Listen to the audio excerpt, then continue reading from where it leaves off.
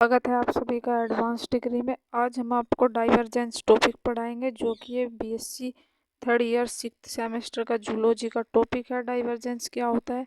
तो चलिए वीडियो को स्टार्ट करने से पहले अगर आप हमारे चैनल पर नए हैं तो हमें लाइक कीजिए, सब्सक्राइब कीजिए और शेयर कीजिए और कमेंट करके बताइएगा वीडियो कैसा बना है। तो देखिए जो डाइवर्जेंस क्या होता है, यह पैटर्न तब घटित होता है जब होमोलोगस ऑर्गन होमोलॉजी कहते हैं। तो जो होमोलोगस ऑर्गन होते हैं उन्हें क्या बोला जाता है, उन्हें होमोलॉजी बोला जाता है। तो ये टर्म आपको याद करनी होगी कि होमोलॉगी होमोलॉगी किसे बोला जाता है, जो होमोलोगस ऑर्गन होते हैं। ये सिमिलर ऑर्गन होता है, यानी कि ये सेम ऑर्गन होते हैं, लेकिन इनके जो कार्य होते हैं या फंक्शन होते हैं वो डिफरेंट होते हैं। यानी कि है सभी सेम, लेकिन इनके वर्क क्या है, इनके वर्क जो है या फंक्शन या कार्य जो है वो क्या है, डिफरेंट है।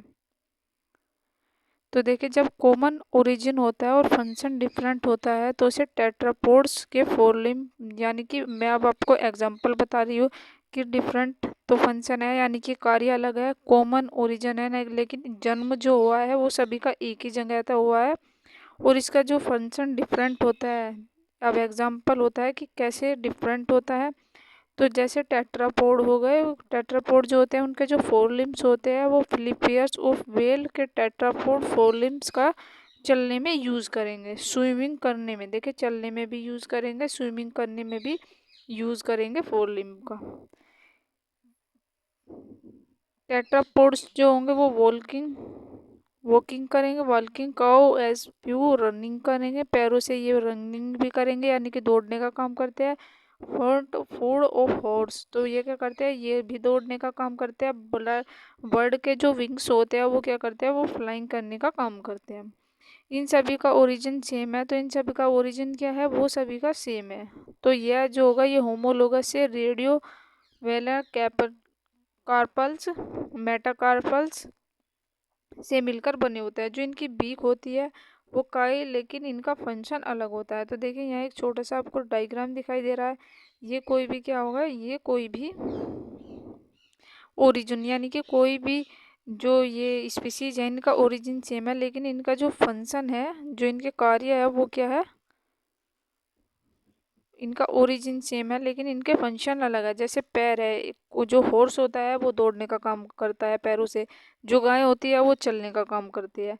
तो इसी तरीके से जैसे कोई मछली होते हैं, मैमल्स होते हैं, वो क्या करते हैं, वो पानी में तैरने का काम करती है। और जो चिड़िया होती है उनके जो पंख होते हैं वो क्या करती है, वो उड़ने का काम करती है। अब देखते हैं एनालोगस ऑर्गन ये क्या होता है। जो ये एनालोगस ऑर्गन होता है इनके पास डिफरेंट एम्ब्रियोनिक ओरिजिन होते हैं। तो इनके पास क्या होते हैं, ये डिफरेंट ओरिजिन एम्ब्रियोनिक स्टेज होती है या ओरिजिन होता है। इनका फंक्शन सेम होता है लेकिन वर्किंग डिफरेंट होते हैं। तो अब इसमें आगे देखेंगे, इसका जो एग्जाम्पल है वो example of wings of insect. तो ये इंसेक्ट का एग्जाम्पल है। इसमें बॉडी फैलने की वजह से उनके जो पंखों का निर्माण होता है। तो इनका निर्माण कैसे होता है, जो इनकी बॉडी होती है उसके फैलने की वजह से इनकी पंखों का निर्माण होता है। विंग्स ऑफ बर्ड मॉडिफाइड फोलिम्स के बने होते हैं। जो इनके विंग्स होते हैं या पंख होते हैं तो किस चीज़ से बने होते हैं, इससे बने होता है। लेकिन बने हैं पंख, लेकिन इनका फॉर्मेशन अलग अलग चीज़ों से हुआ है। तो इनके पंख तो बने हैं लेकिन इनका फॉर्मेशन कैसे हुआ है, अलग अलग चीज़ों से हुआ है। इनकी क्रिया एक ही है, तो जो इनकी कार्य करने की क्रिया है वो क्या है, एक ही है। जैसे फ्लाइंग एनालोगस ऑर्गन को होमोप्लास्टिक ऑर्गन भी कहते हैं। इसका एक उदाहरण पक्षियों और चमगादड़ों के पंख है। तो देखिए जो पक्षी होते हैं और चमगादड़ होते हैं उनके जो पंख होता है जो स्वतंत्र रूप से विकसित हुए लेकिन उड़ान के लिए समान कार्य करते हैं। लेकिन सभी के जो पंख होते हैं वो क्या करते हैं, वो समान कार्य करते हैं। अब देखते हैं पैरेलल इवोल्यूशन, ये काफ़ी इंपॉर्टेंट टॉपिक है और ये ज़्यादातर आपको देखने में को भी मिलेगा कि what is the parallel evolution. तो देखिए जो पैरेलल इवोल्यूशन होता है वो समांतर विकसित तब होता है जब संबंधित प्रजातियों की या आबादी, यानी कि कोई समांतर विकास है तब होता है। कब होता है पैरेलल इवोल्यूशन, जब संबंधित प्रजातियां या आबादी साझा वंश समान पर्यावरण दबाव के कारण स्वतंत्र रूप से समान लक्षण और अनुकूल विकसित करती है। अभिसरण के विपरीत, जिसमें असंबंधित जीव शामिल होते हैं। विकास, समांतर विकास, एक सामान्य पूर्वज वाली प्रजातियां शामिल होती है। हालांकि ये प्रजातियां स्वतंत्र विकासवादी मार्गों के माध्यम से समान लक्षणें विकसित करती है। तो आई होप कि आपके समझ में आ रहा होगा। अब पैरेलल इवोल्यूशन है, यह निकट संबंधी लेकिन भौगोलिक रूप से अलग प्रजातियां होती है, समान लक्षणों या विशेषताओं के स्वतंत्र विकास करती है। इसका एक एग्जाम्पल है विभिन्न महाद्वीपों में प्लेसेंटल स्तनधारी और प्लेसेंटल मैमल्स और मार्सुपिलियन के समान शरीर आकार, पारिस्थितिक भूगोलिक का विकास, यानी कि सभी रहती तो महाद्वीपों पर है लेकिन उनका ओरिजिन भी सेम जगह हुआ, लेकिन उनका कोई फ्लाइंग कर गया किसी वजह से, लेकिन उनका जो कार्य करने की क्रिया जो होगी ना वो अलग होगी। इसका उत्कृष्ट उदाहरण है ए बी दोनों जगह विंग्स का इवोल्यूशन हो रहा है। डॉल्फिन, मैमल्स और वेल इवोल्यूशन हो रहा है। जैसे डॉल्फिन मैमल्स होगी और वेल का भी इसी तरह इवोल्यूशन हो रहा है, लेकिन इनकी जो बॉडी शेप होगी वो सेम होगी क्योंकि एक ही जगह इवोल्यूशन हो रहा है। इनकी जो बॉडी की शेप होगी वो सेम होगी, लेकिन जो इनके करैक्टर होगा यानी कि जो कार्य करने का तरीका होगा वो थोड़ा अलग अलग होगा। पक्षियों और चमगादड़ों में पंखों का विकास अलग अलग समूहों से संबंधित होने के बावजूद पक्षी एवियन जबकि चमगादड़ स्तनधारी दोनों उड़ान के लिए पंख विकसित किए गए जो समान पर्यावरण के दबावों के अनुकूल होते हैं।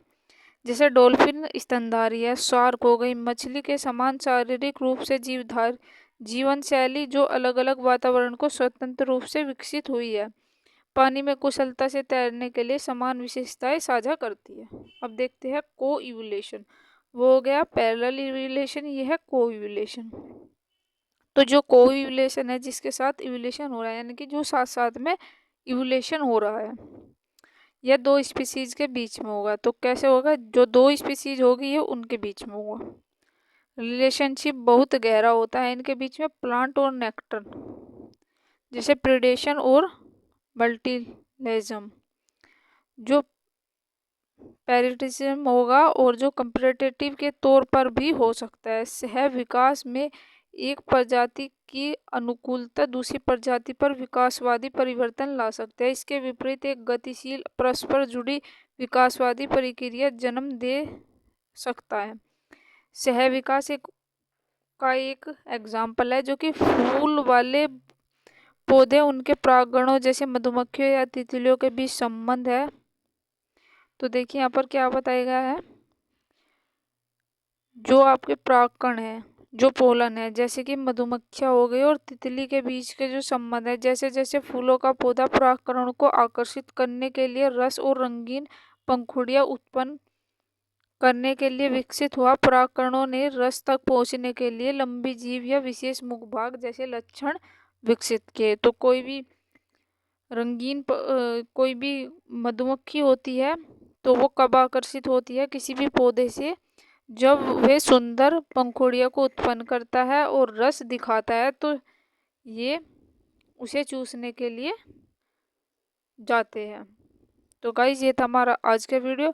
अगले वीडियो में हम इसके अगले टॉपिक के बारे में बात करेंगे। जब तक के लिए आप हमारे चैनल से जुड़े रहेगा। तो मिलते हैं किसी नए टॉपिक के साथ में। तो थैंक यू गाइस।